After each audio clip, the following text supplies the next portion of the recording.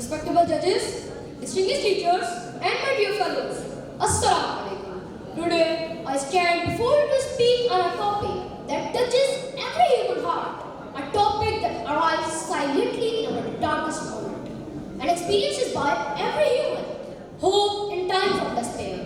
Dear friends, life is not a straight line. It is full of ups and downs, joys and sorrows, victories and failures.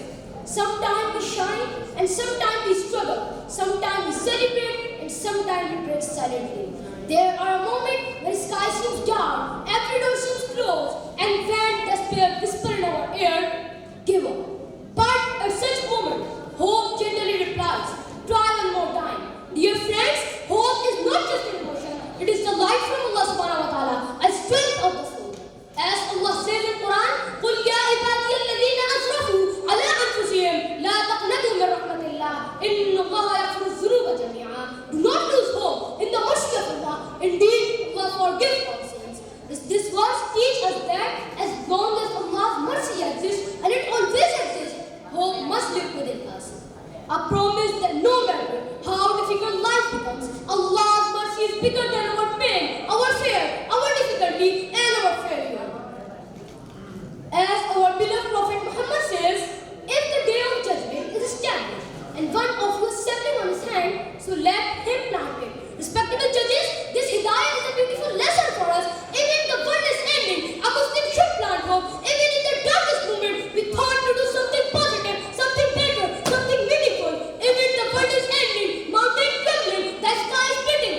Yet Islam teaches us, still plant a tree, still do good, still hope. This is the beauty of our faith. As the poet says, hope is the thing with feather that perches in soul and sings the tone without the words and never stops at all. History shows the greatest successes were born in the moment of hopelessness. For example, Prophet Yusuf a.s. he spent 27 years in prison and still came out with hope and became the ruler of Egypt. Why? Because he never lost hope in God. Thomas Edison failed more than 1,000 times before creating the light bulb. When someone asked why he didn't give up, he said, I didn't fail 1,000 times. I found 1,000 ways that didn't work. These examples teach us that despair is a moment, but hope is a lifetime choice. Hope gives us, number one, strength when life knocks us down. Number two, courage to fight challenges. Number three, patience when results are delayed. Number four, faith that tomorrow can be better. Hope turned an ordinary person into a warrior. It turned day into a power. It turned night into a bright morning. Even the single spark of hope can change the entire story. So my dear friends, whenever your life becomes heavy, whenever your heart feels tired, remember, hope is not found outside. It grows inside. It grows through faith, positivity, gratitude, patience, and trust in Allah subhanahu wa ta'ala.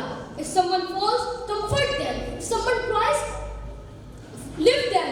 Because Allah promises in Quran, Inna ma'al usri yusra.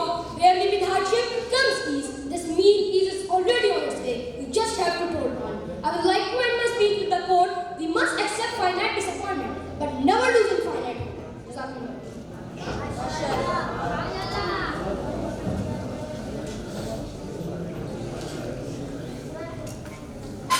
माशाअल्लाह। नमाज़ ज़ोहर का वक्फा है। नमाज़ ज़ोहर के बाद